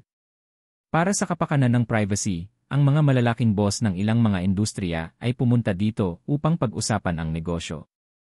Dumating dito sina Victoria at Russell 7 taon na ang nakararaan para maghapunan kasama ang isang grupo ng mga bigwig na kasangkot sa larangan ng futures. Ngayon, ang ilan sa mga taong iyon ay nasa likod ng mga bar, habang ang ilan ay hindi kapanipaniwalang mayaman. Gayunpaman, nanatili silang napakababa ng profile, at sinubukan ni Victoria na makipag-ugnayan sa kanila ng ilang beses, ngunit hindi ito nagtagumpay. Maagang dumating sina Victoria at Russell at naupo para uminom ng tsaa habang naghihintay ng ilang tao. Dumating si Arthur sa private room ng 7:00. Arthur! Bumangon si Russell at sinalubong siya ng nakangiti. Haha, Russell! Ngumiti ng malawak si Arthur at niyakap si Russell. Medyo naging close daw sila. Mr. Huxley. Magalang din na binati ni Victoria na sadyang nagpaganda ng sarili. Ito si Victoria Clark. Galing din siya sa Houston. You may call her Vicky, pagpapakilala ni Russell. Oh, hello Vicky, ang ganda mo. Si Arthur, na noon pa man ay napaka-impressing at hindi ngumingiti sa mga estranghero, ay talagang ngumisi at nakipagkamay kay Victoria at pinuri siya sa kanyang kagandahan. Kaagad pagkatapos, itinuro niya si Russell at sinabing habang nagkukusa na maglakad papunta sa upuan, Russell, ilang beses ko nang narinig na binanggit mo si Vicky. Tiyak na hindi siya ang babaeng matagal mo nang pinapangarap, di ba? Nang makitang nakaupo na si Arthur, sumunod si Russell at nakangiting sinabi, kailan ko ba siya nabanggit sa'yo? Huwag mo akong akusahan. Pagpasok pa lang ni Arthur, sinabi niya, ilang beses mong binanggit ang pangalan ni Vicky pagkatapos mong malasing. Tumawa si Russell at sinabing talaga. Hindi ko maalala. Nagtawanan ang lahat. Sa sandaling ito, pumasok din sina Shane at Kaiden. Tito Russell. Parehong gumagalang ang dalawang mayayamang son nang makita si Russell. Nagpatuloy si Russell sa pag-inom ng alak at nakangiting sinabi, oh, Kaiden at Shane, nandito rin pala kayo. Awkward ang ekspresyon ni Victoria ngayong kaharap na niya ulit si Kaiden. Si Kaiden ang bastard na naging dahilan upang hindi makakuha ng trabaho si Victoria sa New York City. Isa pa, sa huling pagkikita nila, sinubukan pa siyang halikan ni Kaiden ng palihim. Buti na lang at girlfriend na ni Jordan si Victoria, at ayaw nitong lokohin ito. Kung si Victoria ay walang asawa, maaaring iba ang mga bagay. Nang medyo naging awkward na ang atmosphere, nakakagulat na sinabi ni Arthur, Kaiden, Shane, this is Vicky, Russell's eh. Natakot si Victoria na may masabi si Arthur na hindi nararapat, kaya tumayo siya at sinabi kina Shane at Kaiden, maaari mo akong tawaging Victoria. Parehong alam ni Shane at Kaiden ang sitwasyon sa harap nila. Sinabi nila kay Victoria, hello Victoria. Hello guys. Ito ang unang pagkakataon na nakatanggap ng ganoong paggalang si Victoria mula sa mga Huxley. Hindi niya inaasahan na papayag si Kaiden na batiin siya. Tila naging maayos ang pakikitungo ni Russell sa mga Huxley, na tila natatakot pa nga sa kanya. Pagkaupo ay umorder sila ng pagkain habang si Shane naman ay personal na nagbuhos ng alak para kina Russell at Victoria nang may paggalang. Nakipag-chat din sa kanila si Victoria. Nang makitang malapit na ang oras, nagkusa si Victoria na kumuha ng isang buong baso ng white wine at tumayo. Sinabi niya kay Arthur, Mr. si Huxley, ang boyfriend kong si Jordan, at ako ay dati nang nasaktan kay Kaiden. Sana maging magnanimous ka at huwag mong personalin. Mangyaring payagan kaming mapanatili ang isang kabuhayan sa New York City. Mag-toast ako sa iyo ngayon. Inubos ni Victoria ang white wine ng sabay-sabay. Narinig ni Arthur ang salitang boyfriend at natatarantang tumingin kay Russell. Tumango si Russell bilang tugon. Kinuha din ni Arthur ang baso niya at humigop bago sinabing, Vicky, huwag kang mag-alala, papayag ako sa lahat ng hiling ni Russell. Shane, Kaiden, bawal kayong pahirapan muli si Vicky sa hinaharap, naririnig mo ba ako? Siyempre, hindi comfortable si Kaiden. Kung hahayaan lang niya sina Jordan at Victoria, napakadali nitong paalisin sila. Si Kaiden ay baog ngayon. Gayunpaman, hindi niya sinabi kay Arthur. Kung malalaman ni Arthur na si Jordan ang dahilan ng kanyang pagkabaog, naniniwala siya na kahit humingi ng awa si Russell, wala itong silbi. Tumingin si Kaiden kina Russell at Victoria at palihim na naisip, parang hindi karaniwan ang relasyon ni Victoria kay Russell. Malamang may relasyon siya sa kanya. Masasabi ni Kaiden na hindi ordinaryo ang relasyon ni Russell at Victoria. Tiyak na hindi nangaha si Kaiden na suwayin ang utos ni Arthur. Kinuha niya ang isang baso ng alak at nagkusa na i-toast si Victoria, Victoria, sorry talaga sa nangyari kanina. Bakit hindi mo sinabi kanina na kilala mo si Tito Russell? Kung alam ko lang na sobrang close kayo ni Tito Russell, hindi ako maglalakas loob na saktan ka. Iinumin ko itong baso ng alak. Sana mapatawad mo ako. Hindi akalain ni Victoria na hihingi ng tawad sa kanya, at hihingi ng tawad si Kaiden na noon pa man ay mayabang at nangingibabaw.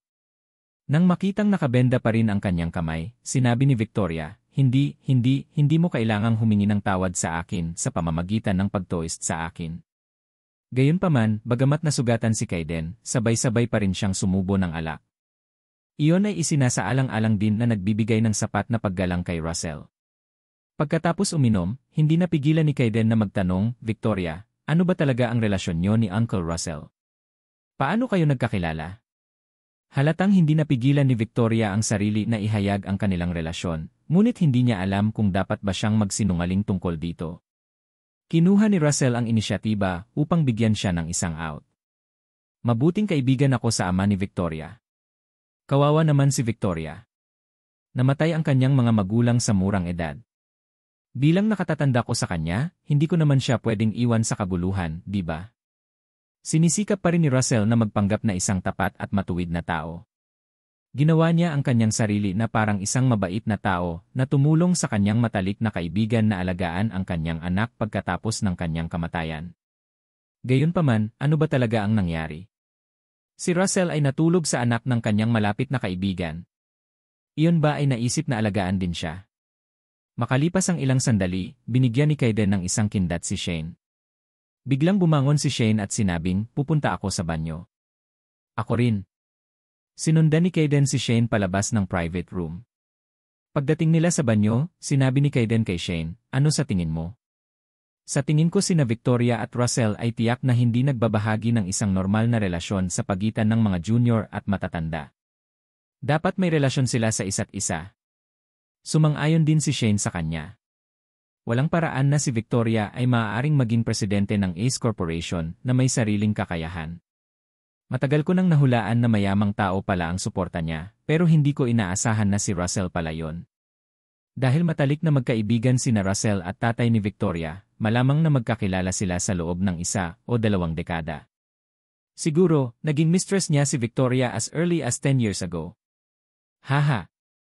Tumawa si Kaiden, I think so too. Kung ganoon, sinadya ni Victoria na pumunta sa dati niyang apoy para humingi ng tulong para lang mawala tayo. Haha, kung ganoon, hindi ba kailangang mawala si Jordan Steele? Panunuyan na sabi ni Shane, hinding-hindi hahayaan ni Uncle Russell ang kanyang sarili na makulangan. Dahil tinulungan niya si Victoria Clark mayon, siguradong babayaran niya ito kahit papaano. Akala ko napagsilbihan na niya siya ng maayos. Hahaha, bagay talaga si Victoria Clark. Nangangahulugan ba ito na ginagawang cuckold na naman si Jordan Steele? Hahaha. Masayang natawa si Kaiden sa pag-isip na baka niloko ni Victoria si Jordan. Sa opinyon ni Kaiden, ang pambubugbog kay Jordan ay hindi kasing kasya ng pagtataksil sa kanya ni Victoria. Halika, pumasok tayo at subukang makakuha muli ng isang bagay mula sa kanila. Bumalik sina Kaiden at Shane sa pribadong silid, kung saan nagkusa si Kaiden na kunin ang bote ng alak at nagbuhos ng alak para kay Victoria, na ikinagulat niya at nambobola. Sabi ni Kaiden, Victoria, hindi kami magkakilala dati. Well, hindi mo naman siguro alam na parang kalahating ama sa amin si Tito Russell. Ang aming mga pamilya ay napakalapit, at mula ngayon, kami ay parang isang pamilya. Salamat. Itinaas ni Victoria ang kanyang baso ng white wine bilang paggalang. Gayunpaman, ang dalawang daliri sa kanang kamay ni Kaiden ay napilayan. Sinadya din niyang magpanggap na nadulas ang kamay at aksidenteng nabuhos ang alak sa palda ni Victoria. Pasensya na, Victoria, ang masama ko. Nagmamadaling humingi ng tawad si Kaiden. Alam ni Victoria na nasugatan ang kamay ni Kaiden, kaya hindi niya ito sinisisi. Sa halip, sinabi niya, ayos lang, pupunasan ko lang. Kumuha si Victoria ng tissue at pinunasan ang damit niya bago tumayo para umalis. Mauna na kayo habang naglalakbay ako sa banyo. Pagkaalis ni Victoria, sinamantala ni Kaiden ang pagkakataong tanungin si Russell, Tito Russell, ano ba talaga ang relasyon niyo ni Victoria? Kahit anong tingin ko, parang mas matanda ka sa kanya. Sabi rin ni Shane, I agree. Pagpasok ko pa lang at nakita ko kayo, akala ko girlfriend mo siya. Talagang kompatible kayong dalawa sa isa't isa at talagang para kayong mag-asawa. Talaga. Kompatible talaga ang aura mo. Tumango si Kaiden. Sinaway ni Arthur, kayong dalawang maliit na brats, bakit mo tinutusok ang iyong ilong sa mga bagay ng matatanda? Ngumiti si Russell at winagayway ang kamay habang nagtatanong, mukha ba talaga kaming mag-asawa ni Victoria? Matanda na ako para maging ama niya. Sabi ni Kaiden, mukha talagang magkasintahan sa kabila ng malaking agwat ng edad. Sa katunayan, totoo rin ang sinabi ni Kaiden. Bilang isang multi-billionaire, si Russell mismo ay nagkaroon ng aura ng isang matagumpay na tao. Sa kabilang banda, si Victoria ay isang matagumpay na businesswoman na talagang mukhang mas compatible kay Russell kaysa kay Jordan. Well, karaniwan sa isang magandang babae ang makipag-date sa isang kalbong matandang mayaman. Gayunpaman, bihirang makakita ng magandang babae na nakikipag-date sa isang mas bata at hindi gaanong matagumpay na lalaki. Masayang ngumiti si Russell at sinabing, "There's no harm in telling you, actually. Si Victoria Clark ay magiging asawa ko na." Nalaglag ang panga ni Shane at Kayden, at maging si Arthur ay natakot. Sa katayuan ni Russell ngayon, nagkaroon din ng sapat na impluwensya ang kanyang asawa para maapektuhan ang business sphere. Nagulat si Kayden. Na-imagine niya minsan na may relasyon si Russell kay Victoria. Gayunpaman, hindi niya akalain na gustong pakasalan siya ni Russell. Akala niya niloloko lang ni Russell si Victoria. Si Russell ay napakalakas at kapantay ni Arthur. Samantala, kinasusuklaman pa rin ni Kayden si Victoria at ayaw niyang makitang maganda ang ending ni Victoria. Nagmamadaling sinabi ni Kayden, "Tito Russell, ikaw din. Kahit na mahal mo si Victoria, hindi mo kailangang pakasalan siya." Sumimangot si Shane, "Tio Russell, ang mga kabataang babae ngayon ay napakaplano, at lahat sila ay nagbabalak na magpakasal sa isang mayamang lalaki upang mamuhay sila ng marangyang buhay. Kailangan mong mag-ingat." Tumawa si Russell at sinabing, "Huwag kang mag-alala, mas marami na akong pinagdaanan kaysa sayo. Sa kakilala ko si Victoria inside out, and I trust her. Ako ang nagturo sa kanya ng lahat, at naging mistress ko siya sa edad na 20. Nang marinig ang nakakagulat na balitang ito, agad na natigilan si Kayden. Siya ay naging iyong may bahay noong siya ay 20 taong gulang. Sa puntong ito, hindi na sinubukang itago ni Russell habang tumango siya at sinabing, "Siya ang may bahay ko sa loob ng 3 taon, ngunit sa kasamaang palad, wala akong paraan para bigyan siya ng maayos na katayuan noon. Kaya ko na ngayon." Si Kayden ay may malisyosong ngiti sa kanyang mukha, at lihim niyang naisip, Jordan Steele, akala ko ay talagang marangal at dalisay ang iyong kasintahan. Isa lang pala siyang mura at walang hiya na pinaglaruan ng matanda sa loob ng 3 taon. Naglinis si Victoria sa restroom at hindi nagtagal ay bumalik sa private room. Matapos makakuha ng malinaw na ideya tungkol sa relasyon nina Victoria at Russell, hindi na nagtanong pa si Kayden at naghanap ng dahilan para pumuntang muli sa banyo. Pagdating niya sa restroom, dinyaw ni Kayden ang phone number ni Hailey. "Hello, honey, anong ginagawa mo? Nag-dinner ka na ba? Dapat talaga sumama ka sa akin sa hapunan ngayon." Ipinakita ni Kayden kay Hailey ang labis na pag-aalala. Galit na galit pa rin ngayon si Hailey at hindi pa siya napatawad. Malamig niyang sinabi, "Hindi ako sasama sa'yo, baka hadlangan kitang maging intimate sa celebrity na yon." Galit na sabi ni Kayden, "Darling, hindi na talaga ako nakikipag-ugnayan sa mga celebrity, at ipinapangako ko na hindi ko na ito ulitin." Malamig na yumuko si Hailey at sinabing, "Suit yourself. Hindi naman kita makokontrol eh. Binababa ko na." No, huwag mo munang ibaba ang tawag, honey. May sasabihin ako sa iyo tungkol sa girlfriend ng dati mong asawa, si Victoria Clark. Victoria? Anong nangyari sa kanya? Pagkabanggit pa lang ng pangalan ni Victoria, naging seryoso agad ang malamig at walang pakialam na tono ni Hailey. Siya ay mula sa Orlando, kaya hindi niya pinapansin ang mga taong ito mula sa New York City. Gayunpaman, may kinalaman si Victoria sa kanya. Kanina pa sinampal ni Victoria si Hailey at nagkasama pa ang dating asawa. Ang dalawa ay ganap na magkaaway. Humalakhak si Kayden at sinabing, mukhang napakalakas ng babaeng iyon na si Victoria, ngunit lumalabas na minsan na siyang naging mistress at isang babaeng pinangalagaan sa loob ng 3 taon. Natuwa rin si Hailey matapos marinig ito. Siya ay isang pinananatiling babae. Hindi pwede. Hindi siya mukhang isang batang babae na magiging isang pinananatiling babae, ngunit isang malakas na babae na magkakaroon ng isang laruang lalaki sa halip. Natawa si Kayden at sinabing, paano magiging mali iyon? Siya ang may bahay ni Russell Miller, ang pinakamayamang tao ng Houston na sinumpaang kapatid din ng aking lolo. Ako ay naghahapunan kasama siya at si Victoria, at si Russell mismo ang nagsabi sa akin. Nalaman din ni Hailey ang tungkol kay Russell 1 oras lang ang nakalipas. Ngayon lang niyaya ni Kayden si Hailey na maghapunan kasama si Russell, ang pinakamayamang tao sa Houston. Gayunpaman, hindi payag si Hailey na lumabas kasama si Kayden. Ang katotohanan na niloloko niya ang kanyang asawa ay alam na ng lahat, kaya ang paglabas sa kanya ay nangangahulugan ng pagpapatawad sa kanya ng lubusan, at iyon ay magiging mura sa kanya. Labis na natigilan si Hailey, at tinanong niya, ang sinumpaang kapatid ng lolo mo. Hindi ba ibig sabihin ito ay nasa 70s na itong si Russell? Oh and my God, wala talagang bottom line si Victoria Clark. Talagang nasangkot siya sa isang matandang lalaki na may isang paa sa kabaong. Ano ang magagawa ng isang lalaki sa edad na 70? Siya ay dapat na gumawa ng mas mahusay na mga pagpipilian. Paliwanag ni Kayden, hindi ganoon katanda si Russell. Nasa 50s pa lang siya. Karaniwang tinatawag ko siyang Uncle Russell. Naku, nabigla ako. Naiinis ako kung talagang natulog si Victoria Clark sa isang matandang nasa 70s sa loob ng 3 taon. Pero 50-something ay medyo luma na rin. 40 years old ang age limit ng mga lalaki na kayang tanggapin ni Hailey. Sa katunayan, ito ay pareho para kay Victoria.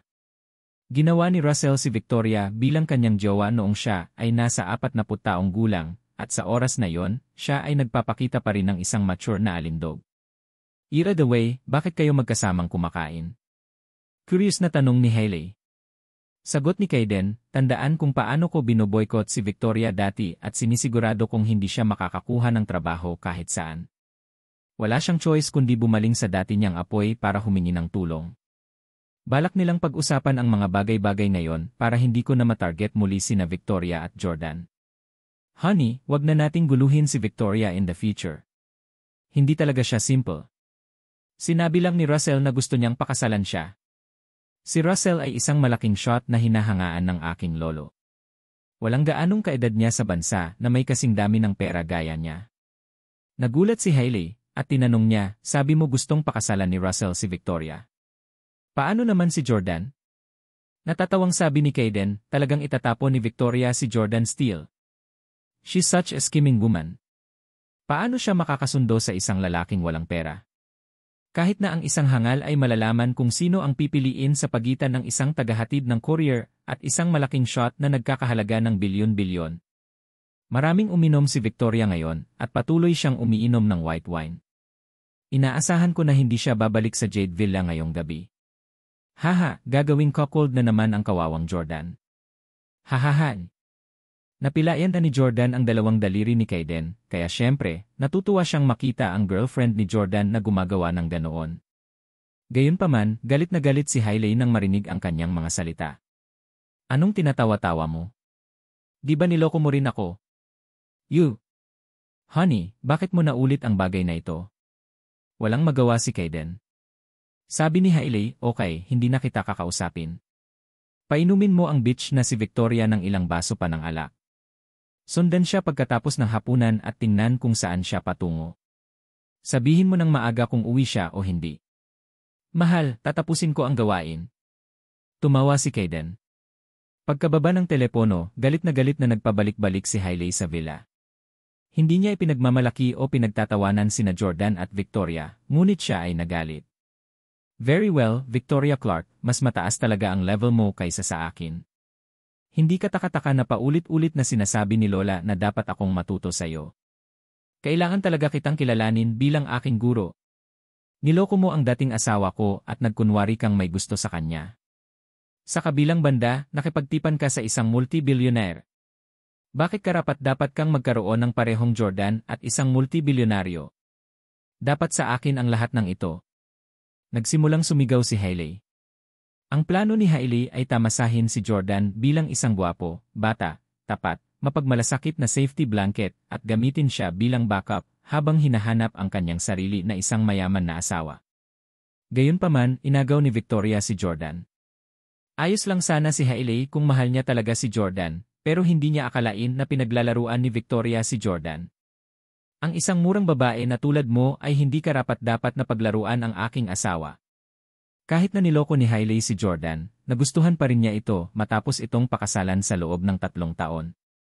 Kaya naman, hindi niya kayang panoorin si Jordan na niloloko ng ganito. Kaya naman, agad na nagpalit si Hailey ng inosenteng damit na paborito ni Jordan at saka nagmamadaling pumunta sa katabing villa kung saan malakas siyang kumatok sa pinto. Jordan! Jordan! Ako si Hailey. Buksan mo ang pinto. Kumunot ang noo ni Jordan, lumapit sa pinto, at tumingin kay Hailey sa monitor. Sa katunayan, nagustuhan ni Jordan ang kanyang damit, at ang pagtingin sa kanya sa screen ay nagparamdam sa kanya na parang bumalik siya sa nakaraan. Gayunpaman, hindi pinagbuksan siya ni Jordan ng pinto. Anong ginagawa niya dito at hinahanap niya ako? Nagsisi kaya siya at namimiss na naman niya ako? Iyon kung alam niya, bakit mo pa gagawin ito? Sa kanyang pagtataka, binigyan siya ni Hailey ng isang video call nang malaman niyang hindi siya sumasagot sa pinto. Narinig ni Hailey ang pagtunog ng telepono ni Jordan sa pintuan. Jordan, alam kong kasama ka dyan. Bilisan mo, buksan mo. Utos ni Hailey. Walang choice si Jordan kundi buksan ang pinto, ngunit malamig at walang pakialam pa rin ang kanyang ugali. Mrs. Huxley, hindi bagay na pumunta ka sa pwesto ko ng ganitong oras, di ba? Naghahanda na kami ni Victoria para matulog. Napakaganda pa rin ni Hailey gaya ng dati. At sinabi niya sa malamig na boses, Yaye, sinong niloloko mo? Matutulog talaga si Victoria, pero hindi kasama mo. Nakasuot ng purong puting damit, lumabas si Hailey sa pintuan ng bahay ni Jordan at nagsabi ng mga kalokohang bagay. Tumigil si Jordan sa sarkastikong pagtawag sa kanya ng Mrs. Huxley, at sa halip ay tinawag siya ng diretsyo sa kanyang buong pangalan. Hailey Camden. Mangyaring isipin ang iyong mga salita. I will not hold it against you for scoring me, pero huwag mong bastusin ng ganyan ang girlfriend ko. Malamig na yumuko si Hailey at nagtanong, wala akong sinabing mali. Alam mo ba kung anong klaseng tao ang girlfriend mo? Dapat mong isipin na siya ang pinakamarangal, mataas, independyente at may kakayahang babae sa mundo, tama ba? Sabihin ko sa iyo, si Victoria Clark ay isang homewrecker. Siya ay may bahay ng isang lalaki sa edad na 50 sa loob ng 3 taon. Siya ay walang hiyan. Habang nagsasalita si Hailey, biglang tinakpan ni Jordan ang bibig niya at hinawakan siya sa braso para hilahin papasok ng villa bago isara ang pinto. Hinila ni Jordan hanggang sa sopa sa sala si Hailey bago tuluyang kumawala. Anong ginagawa mo? Bakit ayaw mo akong magsalita? Kahit nakasimangot siya at halatang dismaya, masaya pa rin siyang hinila ni Jordan. Mula nang maghiwalay sila, wala nang intimate contact ang dalawa. At naaalala pa rin ni Hailey kung gaano siya kasaya nang magkaroon sila ng close physical contact. Ang mga salita ni Hailey ay ganap na lumalabag sa personal na privacy ni Victoria, at tiyak na hindi siya papayagan ni Jordan na sumigaw sa pintuan. Tanong ni Jordan na may gulat na ekspresyon sa mukha, paano mo nalaman ang tungkol dito? Iyon ay isang bagay na sinabi lamang ni Victoria kay Jordan at tiyak na hindi sa iba, lalo na kay Hailey. Napagtanto din ni Hailey na matagal nang nalaman ni Jordan ang tungkol dito nang mapansin niya na hindi lang hindi nasaktan o nagulat si Jordan, ngunit talagang tinanong siya kung paano niya nalaman. Hindi rin nakaimik si Hailey. Alam mo ba ang pagiging mistress din ni Victoria? Dahil alam din ni Hailey ang tungkol dito, hindi na kailangan pang itago ito ni Jordan. Tumango si Jordan at sinabi niya sa akin ang totoo nang ipagtapat niya ang kanyang pagmamahal sa akin. Galit na galit si Hailey kaya tumalon siya at sinigawan si Jordan, alam mo na siya ang may bahay ng isang mas matandang lalaki at handa ka pa ring makasama siya. Hindi mo ba siya nakikitang madumi? Jordan, bakit ang mura mo? Kung matatanggap mo si Victoria Clark na naging mistress, bakit hindi mo ako matanggap? Pinilit mong hiwalayan ako. Nadama ni Hailey na ang kanyang ginawa ay hindi gaanong kalubha kaysa kay Victoria. Isang beses lang siya nakisama ni Tyler habang si Victoria ay naging manliligaw ng ibang lalaki sa loob ng 3 taon. Nagalit si Jordan. Bakit hindi ko siya makakasama? Iyon ay ang lahat sa nakaraan bago kami nagsimulang mag-date. Sinong walang nakaraan?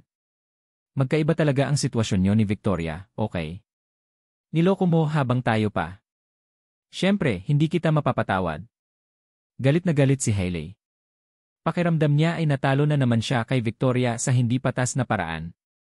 Sabi ni Hailey, okay, item na kayo ni Victoria, di ba? Sa tingin mo ba hindi kanya liligawan? Kasama niya ang dati niyang siga sa sandaling ito. Dimwit, alam mo bang ginawa ka ng cuckold? Napatulala si Jordan. Anong sabi mo? Kasama na ngayon ni Victoria si A. Dati, sinabi lang ni Victoria na may dinner appointment siya. Pero hindi niya binanggit kung sino ang kasama niyang kumain. Malaki ang social circle ni Victoria at maraming kaibigan, kaya hindi na masyadong nagtanong si Jordan. Malinaw na may alam si Hailey dahil alam niyang wala si Victoria sa bahay simula nang pumasok siya. Kung hindi, tiyak na hindi siya mangangahas na badmouth si Victoria sa kanyang villa. Ani Hailey, ang matandang lalaki na ginawang may bahay si Victoria ay si Russell Miller, ang pinakamayamang tao sa Houston. Napaka-close niya sa lolo ni Kaiden at matagal na silang magkaibigan. Marahil siya ay pinigilan ng aking asawa ng labis na kailangan niyang gumawa ng inisyatiba na pumunta sa kanyang lumang apoy upang mamagitan sa bagay na ito. Tinawagan lang ako ni Kaiden at sinabing hindi na siya sasama sa inyo ni Victoria in the future. May ginawa siguro si Victoria para mabigo ka. Noong nag-check-in ako sa isang hotel kasama si Tyler noon, desidido kang hiwalayan ako nang hindi man lang ako binibigyan ng kahit isang pagkakataon. Sa pagkakataong ito, mas mabuting gawin mo rin ito kay Victoria. Kung maglakas loob kang pipiliin na patawarin siya at bigyan siya ng pagkakataon, tiyak na hindi kita bibitawan. Gusto lang ni Hailey na makitang maghiwalay sina Jordan at Victoria. Ang isa ay ang kanyang paboritong lalaki, at ang isa ay ang kanyang pinakakinasusuklaman na karibal. Ang kanilang pag-ibigan ay labis na nagpagalit kay Hailey. Russell Miller. Naisip ito ni Jordan at napagtanto na wala siyang impresyon sa pangalang ito. Ilang partikular na sikat na taekwondo sa bansa ang alam niya. Hindi ako naniniwala. Hindi maghihinuha si Jordan na pinagtaksilan siya ni Victoria batay lamang sa isang panig na akusasyon ni Hailey. Mahigit ilang araw na niyang kilala si Victoria. Alam niya na si Victoria ay palaging bukas at nasa ibabaw, na lubos na naiiba kay Hailey. Agad na kinuha ni Jordan ang kanyang cellphone at tinawagan si Victoria. Nang makita ni Hailey si Jordan na tinatawag si Victoria, ngumiti siya at umupo sa couch na nakakross ang isang paa sa kabila habang pinapanood ang drama. Gayunpaman, sinabi kay Jordan na engaged na ang kanyang linya sa ngayon. Sinadya ni Hailey na suwayin si Jordan sa pamamagitan ng pagtatanong, hindi ba kinuha ni Victoria Clark? Hindi ito sorpresa. Baka nagiging intimate na siya sa matandang iyon. Bakit siya magkakaroon ng oras para sagutin ang iyong tawag? Paano kung may nalaman ka sa pamamagitan ng pagdinig sa boses niya? Tumahimik ka. Sigaw ni Jordan kay Hailey. Ikaw, Lee. Napaawang ang labi ni Hailey sa sobrang inis. Sa nakalipas na 3 taon, palaging sinunod ni Jordan ang mga salita ni Hailey, at siya ang laging sumisigaw sa kanya. Hindi kailanman nangahas si Jordan na kausapin siya ng may ganoong ugali. Si Jordan ngayon ay bigo at irritable. Bagamat may tiwala siya kay Victoria, gusto pa rin niya itong tawagan at kumpirmahin ito ng personal. Kaya naman tinawagan niya ulit siya. Paumanhin, ang numero na iyong nadial ay kasalukuyang hindi magagamit dahil ang mobile ay naka-off. Nakapatay ang phone niya. Kanina lang, engaged lang, pero ngayon, naka-off ang phone niya. Di kaya sinasadya ni Victoria ang phone niya para lang hindi sagutin ang tawag ko. Maaari ba na siya ay talagang kasama ang kanyang lumang apoy at gumagawa ng isang bagay na hindi niya maipapaalam sa akin? Sinimulang hayaan ni Jordan na tumakbo ng ligaw ang kanyang imahinasyon. Sa isang iglap, naramdaman ni Jordan na parang tinaga ng kutsilyo ang kanyang kamay. Sa sandaling ito, bigla niyang naalala ang oras noong nasa Orlando sila. Nakahanap si Kaiden ng taong puputulin sa mga daliri ni Jordan sa oras na iyon, kaya kinailangan ni Jordan na manatili sa bahay. Kasabay nito, ang kanyang magandang asawang si Hailey ay nagpapaganda ng sarili araw-araw para lumabas para sa mga rendezvous kasama si Kaiden. Bumalik yung sakit na nararamdaman. Napaupo din bigla si Jordan sa sofa at parang hindi na siya kasing tibay ng dati. Sa sandaling ito, hindi na gumawa ng anumang sarkastikong pahayag o tuwang-tuwa si Hailey. Sa halip, umupo siya malapit sa Jordan at sinimulang aliwin siya. Jordan, hindi sulit na malungkot ang isang murang babae tulad ni Victoria Clark. Si Victoria Clark at Kaiden Huxley ay parehong lobo sa pananamit ng tupa. Nagkukunwaring mahal nila tayo pero gumagawa sila ng mga bagay para mabigo tayo. Biglang inabot ni Hailey ang kamay niya kay Jordan at nakipag-interlock ang mga daliri sa kanya. Sinabi niya sa kanyang mga mata na puno ng mapaghiganti na puot, Jordan, bayaran natin sila sa sarili nilang barya.